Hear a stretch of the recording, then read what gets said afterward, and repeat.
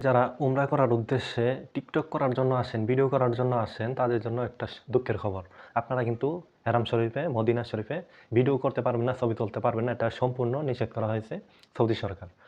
এখন বর্তমানে দেখছি যারাই উমরা করতে আসে, টিকটক ভিডিও নিয়ে খুবই যে একটা অবস্থা, হেরাম শরীফের ভিতরে মদিনায় মানে কি একটা অবস্থা! তারা কি উমরা করতে আসে আল্লাহকে খুশি করার জন্য, নাকি তারা নিজে ভিডিও করার জন্য, ছবি তোলার জন্য আসে?